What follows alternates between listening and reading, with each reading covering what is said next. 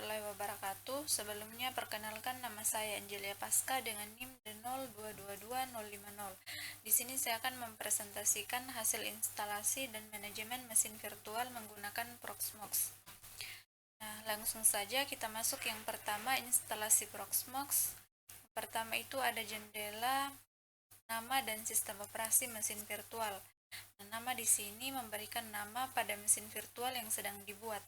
Nama ini akan digunakan untuk mengidentifikasi mesin virtual tersebut di dalam VirtualBox. Nah, di sini saya memberi nama Proxmox Angelia Pasca dan 0222050. Kemudian ada tipe. Di sini kita memilih jenis sistem operasi yang akan diinstal pada mesin virtual. Contohnya di sini saya menggunakan Linux 64 bit. Kemudian ada folder. Di sini kita menentukan lokasi di hard disk kita di mana file konfigurasi mesin virtual akan disimpan. Nah, selanjutnya kita masuk yang kedua, ada ukuran memori. Nah, pada bagian ini kita menentukan jumlah RAM atau memori yang akan dialokasikan untuk mesin virtual.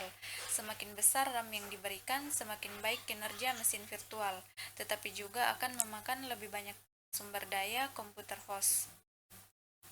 Nah, selanjutnya kita akan masuk pada jendela virtual hard disk. Nah, jendela ini memungkinkan untuk mengkonfigurasi spesifikasi hardware dari mesin virtual yang akan dibuat. Di sini kita dapat menentukan jumlah inti prosesor virtual yang akan dialokasikan untuk mesin virtual. Semakin banyak inti prosesor, semakin baik kinerja mesin virtual, terutama untuk tugas-tugas yang membutuhkan banyak komputasi. Setelah itu kita akan masuk pada jendela pengaturan jaringan network. Di sini kita mengkonfigurasi pengaturan jaringan untuk mesin virtual. Yang pertama itu ada adapter 1. Di sini adalah interface jaringan utama yang biasanya digunakan untuk menghubungkan mesin virtual ke jaringan. Kemudian ada ethet2. Opsi ini menentukan bagaimana adapter jaringan akan terhubung. Kemudian ada beberapa pilihan umum. Yang pertama itu bridge adapter, menghubungkan mesin virtual langsung ke jaringan, sehingga mesin virtual memiliki alamat IP sendiri dan dapat berkomunikasi dengan perangkat lain di jaringan. Nah, setelah itu kita masuk pada menu start atau mulai, kita klik. Selanjutnya kita akan masuk pada proses instalasi Proxmox. Nah, pada bagian ini terdapat tahap-tahap awal proses instalasi Proxmox. Proses instalasi ini melibatkan berbagai langkah teknis seperti memuat kernel, memuat driver, dan mengkonfigurasi jaringan. Tampilan terminal menunjukkan bahwa proses instalasi sedang berjalan dengan lancar dan memberikan informasi yang berguna bagi pengguna yang ingin memantau perkembangan instalasi. Selanjutnya kita akan melanjutkan proses instalasi. Pada bagian ini secara jelas menunjukkan bahwa kita sedang berada pada tahap persetujuan perjanjian lisensi sebelum melanjutkan proses instalasi. Di sini kita dapat mengklik I agree pada bagian ini, lalu klik next pada bagian selanjutnya, dan kita akan masuk pada alokasi dan waktu pada proses instalasi Proxmox. Pada tahap ini, install Proxmox meminta untuk memilih beberapa pengaturan awal. Yang pertama itu ada negara, kemudian zona waktu, dan tata letak keyboard. Nah, negara yang dipilih itu digunakan untuk menentukan server terdekat untuk mengunduh file-file instalasi. Kemudian zona waktu dipilih digunakan untuk mengatur waktu sistem pada Proxmox. Kemudian tata letak keyboard dipilih yang sesuai dengan keyboard yang digunakan. Setelah itu kita akan masuk administrator dan alamat email pada proses instalasi Proxmox. Halaman ini merupakan langkah penting dalam proses instalasi Proxmox. Pastikan kita menggunakan kata sandi yang kuat dan memberikan alamat email yang valid agar kita dapat mengelola sistem Proxmox dengan aman dan efektif. Nah, setelah itu kita akan masuk pada bagian konfigurasi jaringan manajemen pada proses instalasi Proxmox. Nah, pada tahap ini kita diminta untuk mengkonfigurasi jaringan yang akan digunakan untuk mengelola mengelola server Proxmox setelah instalasi selesai. Nah, konfigurasi jaringan ini sangat penting karena akan menentukan bagaimana kita dapat mengakses dan mengelola server Proxmox melalui antarmuka web. Nah, di sini terdapat IP address, ini adalah alamat IP utama, dan netmask untuk server Proxmox, dan alamat IP ini akan digunakan oleh perangkat lain di jaringan untuk mengakses server Proxmox. Kemudian ada gateway, ini adalah alamat IP gateway atau router yang menghubungkan jaringan lokal ke jaringan yang lebih besar, misalnya internet. Kemudian ada DNS server, ini adalah alamat IP server DNS yang akan digunakan untuk menerjemahkan nama domain menjadi alamat IP. Nah, selanjutnya kita akan masuk dalam jendela summary pada proses instalasi Proxmox. Pada tahap ini, install Proxmox menampilkan semua pengaturan yang telah dipilih sebelumnya. Hal ini bertujuan agar kita dapat memeriksa kembali semua pengaturan sebelum proses instalasi benar-benar dimulai. Nah, setelah itu kita akan masuk dalam welcome screen pada proses instalasi Proxmox. Halaman ini akan memberikan gambaran umum tentang apa itu Proxmox dan fitur-fitur utamanya. Yang pertama ada open source. Proxmox adalah perangkat lunak sumber terbuka, artinya kode sumbernya dapat diakses dan dimodifikasi oleh siapa saja. Ini berarti kita dapat menggunakan, memodifikasi, dan mendistribusikan Proxmox secara bebas. Kemudian ada enterprise ready. Proxmox dirancang untuk digunakan dalam lingkungan produksi yang besar dan kompleks. Selanjutnya ada central management. Proses Proxmox menyediakan antarmuka web yang terpusat untuk mengelola semua virtual machine dan kontainer. Selanjutnya ada clustering. Proxmox memungkinkan kita membuat cluster dari beberapa server untuk meningkatkan ketersediaan dan kinerja. Kemudian ada online backup, menyediakan fitur backup online untuk melindungi data virtual machine. Kemudian ada live migration, memungkinkan untuk memindahkan virtual machine yang sedang berjalan dari satu host ke host lain tanpa mengganggu layanan yang sedang berjalan. Kemudian ada container virtualization. Proxmox mendukung container virtualization yang memungkinkan menjalankan beberapa sistem operasi yang terisolasi dalam satu kernel Linux. Kemudian ada full virtualization. Proxmox juga mendukung full virtualization menggunakan KVM yang memungkinkan kita menjalankan sistem operasi virtual dengan sepenuhnya terisolasi. Nah, selanjutnya kita akan masuk dalam log proses instalasi Proxmox. Log ini menampilkan secara detail langkah demi langkah yang terjadi selama proses instalasi Proxmox. Kemudian kita akan masuk pada halaman login. Nah, di sini kita membuka Chrome, kemudian menuliskan alamat IP, maka akan muncul kotak dialog login. Nah, isi kotak dialog tersebut kemudian pilih login. Nah, setelah itu kita akan masuk pada halaman login untuk mengakses dan mengelola virtual machine yang telah dibuat. Kita perlu login ke antarmuka web Proxmox. Nah, di sini yang pertama ada username, kolom untuk memasukkan nama pengguna, kemudian ada password, kolom untuk memasukkan kata sandi, ada rel, menunjukkan jenis autentikasi yang digunakan, kemudian ada language, pilihan bahasa yang digunakan pada antarmuka. Kemudian ada save username, opsi untuk menyimpan nama pengguna secara otomatis. Kemudian ada tombol login, tombol untuk memulai proses login. Setelah itu, kita akan masuk pada jendela dashboard utama dari Proxmox. Pada bagian ini memberikan tampilan yang komprehensif tentang lingkungan virtualisasi. Yang pertama itu ada server, menunjukkan server Proxmox yang sedang diakses. Kemudian ada data center, menampilkan daftar data center yang ada. Data center ini berfungsi sebagai wadah untuk menyimpan virtual machine dan kontainer. Kemudian ada node, menunjukkan node atau host fisik yang menjalankan Proxmox VE. Kemudian ada storage, menampilkan daftar storage yang tersedia. Nah, storage ini digunakan untuk menyimpan data dari virtual machine dan kontainer. Kemudian ada tes, menampilkan daftar tugas yang sedang berjalan atau telah selesai seperti memulai atau menghentikan virtual machine. Dan ada juga elemen-elemen penting yang perlu diperhatikan. Yang pertama ada tipe. Kolom ini menunjukkan tipe dari setiap entry. Misalnya node menunjukkan sebuah host fisik, storage menunjukkan sebuah penyimpanan, dan VM menunjukkan sebuah virtual machine. Kemudian ada kolom deskripsi. Kolom ini memberikan deskripsi singkat tentang setiap entry. Kemudian ada disk usage, memory usage, dan CPU usage. Kolom ini menunjukkan penggunaan disk, memori, dan CPU dari masing-masing node atau storage.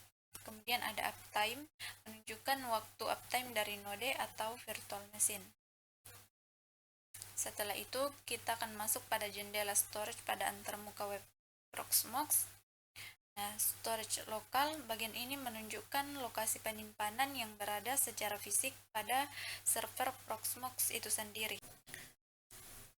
Nah, storage ini digunakan untuk menyimpan file-file image instalasi sistem operasi, template kontainer, dan data-data lain yang terkait dengan virtual machine atau kontainer yang dibuat. Kemudian ada node.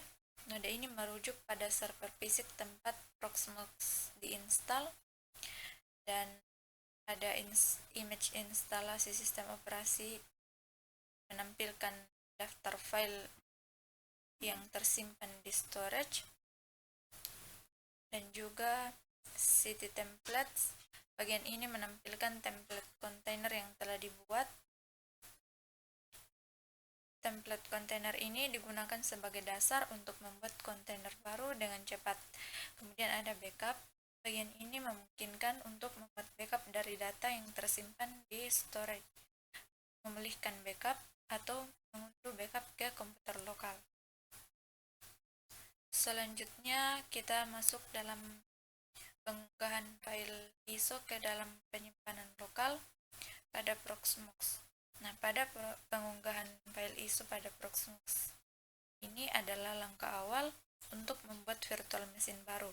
Nah, dengan mengunggah file ISO yang berisi sistem operasi yang diinginkan, kita dapat dengan mudah membuat dan mengelola berbagai jenis sistem operasi virtual pada satu server fisik. Baik, selanjutnya kita masuk dalam bagian mengunggah file ISO atau Fedora Workstation ke dalam storage Proxmox. Nah, bagian ini menggambarkan langkah awal dalam proses pembuatan virtual machine di Proxmox, yaitu mengunggah file ISO sistem operasi yang diinginkan. Nah, dengan mengunggah file ini, kita telah mempersiapkan bahan baku untuk membuat sebuah lingkungan virtual yang menjalankan sistem operasi Fedora Workstation. Nah, selanjutnya di sini ada pengunggahan file ISO atau Fedora Workstation ke dalam penyimpanan lokal. Nah, di sini ada jendela File Explorer. Jendela ini menunjukkan folder di komputer lokal. Terdapat sebuah file ISO bernama Fedora yang akan dipilih untuk diunggah. Kemudian jendela unggah ISO di Proxmox. Jendela ini adalah bagian dari antarmuka Proxmox yang digunakan untuk mengunggah file ISO ke dalam storage. Kemudian ada beberapa elemen penting di sini, yaitu kolom file. Kolom ini terisi dengan nama file ISO yang sedang diunggah, yaitu Fedora Workstation. Kemudian ada ukuran file, menunjukkan ukuran file ISO yang sedang diunggah, yaitu 2.29 GB. Kemudian ada progress bar, menunjukkan presentase proses pengunggahan yang telah selesai. Kemudian ada tombol abort. Tombol ini digunakan untuk menghentikan proses pengunggahan jika diperlukan. Kemudian ada tombol upload untuk memulai proses pengunggahan. Selanjutnya ada jendela task viewer. Bagian ini menunjukkan bahwa saat ini sedang berlangsung atau telah selesai sebuah proses penyalinan data di Proxmox. Data sedang atau telah disalin dari sumber tertentu ke tujuan tertentu. Informasi lebih detail mengenai proses penyalinan dapat dilihat pada bagian output. Di sini ada task viewer. Jendela ini menampilkan informasi rinci mengenai sebuah tugas yang sedang dipilih. kemudian copy data, judul dari tugas yang sedang berjalan, kemudian output, bagian ini menampilkan output dari proses penyalinan data. Kemudian ada tombol cancel, digunakan untuk menghentikan proses penyalinan data jika diperlukan. Ada status, menunjukkan status dari tugas tersebut, bisa berupa running, complete, dan pilot. Kemudian ada download, tombol ini tersedia jika terdapat file log atau output yang dapat diunduh. Selanjutnya kita masuk pada jendela user interface Proxmox pada bagian node. Nah, bagian node ini memberikan gambaran umum tentang sebuah node atau server fisik tempat Proxmox diinstal. Node ini menunjukkan nama node atau server. Kemudian opsi yang tersedia di bawah nama node terdapat beberapa opsi yang dapat dipilih seperti create VM untuk membuat virtual machine baru, create city untuk membuat kontainer baru, Bolster untuk memulai beberapa virtual machine atau kontainer secara bersamaan, full shutdown untuk mematikan beberapa virtual machine atau kontainer secara bersamaan, full suspend untuk mensuspend beberapa virtual machine atau kontainer secara bersamaan, shell untuk membuka terminal shell pada node tersebut, dan Kimuga untuk mengakses antarmuka Kimu quest agent. Kemudian informasi storage. Di bawah opsi tersebut terdapat informasi mengenai storage yang terpasang pada node. Kemudian ada informasi yang ditampilkan berupa tipe, deskripsi, disk usage, memory usage, CPU usage. Kemudian kita akan masuk pada pembuatan mesin virtual. Di sini ada tab. Terdapat beberapa tab di bagian atas jendela seperti General, US, System, Disk, CPU, Memory, Network, dan Config. Tiap tab ini berisi pengaturan yang berbeda-beda untuk VM yang akan dibuat. Nah, di sini kita sedang berada pada tab General. Kemudian ada node, menunjukkan pada node mana VM ini akan dibuat. Di sini saya beri nama node Proxmox. Kemudian untuk VM ID, ini adalah ID unik yang diberikan secara otomatis kepada VM. Dalam pembuatan mesin virtual ini diberikan VM ID 100, kemudian ada name, ini adalah nama yang diberikan kepada VM, di sini diberi nama Fedora. Kemudian ada resource pool, ini adalah fitur yang memungkinkan kita mengelompokkan beberapa VM ke dalam satu pool untuk manajemen sumber daya yang lebih baik. Kemudian ada beberapa tombol, yaitu pertama help, tombol ini akan menampilkan bantuan atau informasi lebih lanjut tentang proses pembuatan VM. Kemudian ada advanced, tombol ini akan menampilkan opsi konfigurasi yang lebih lanjut. Kemudian ada back, tombol ini digunakan untuk kembali ke langkah sebelumnya. Kemudian next untuk melanjutkan ke langkah berikutnya. Nah, selanjutnya ada jendela konfigurasi sistem operasi pada proses pembuatan virtual machine. Tab pada proses pembuatan VM di Proxmox sangat penting karena di sini kita menentukan dasar-dasar dari sistem operasi yang akan berjalan di dalam VM. Selanjutnya, konsol dari sebuah virtual machine. Nah, bagian kiri menampilkan struktur navigasi Proxmox, menunjukkan berbagai node, storage, dan virtual machine yang ada.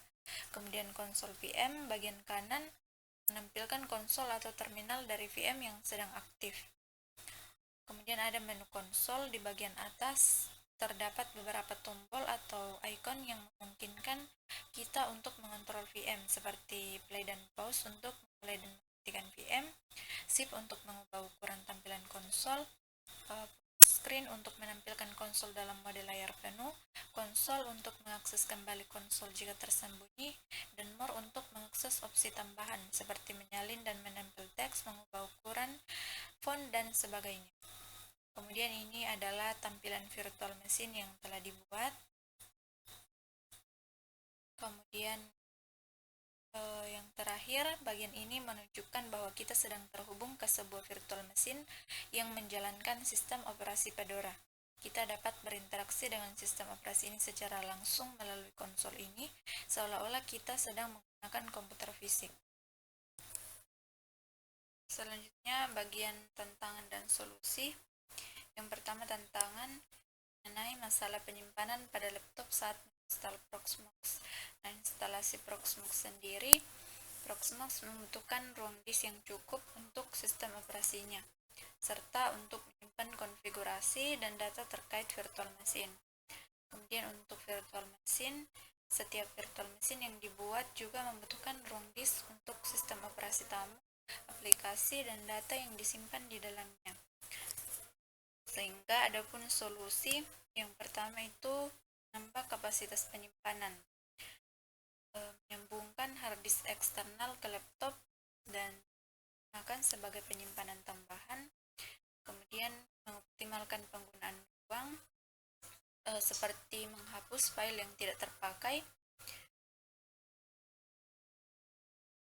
Kemudian memindahkan data ke penyimpanan eksternal, memindahkan data yang tidak sering diakses seperti file media ke penyimpanan eksternal, dan kompres file besar untuk menghemat ruang. Jadi demikian presentasi dari saya, kurang lebihnya mohon dimaafkan.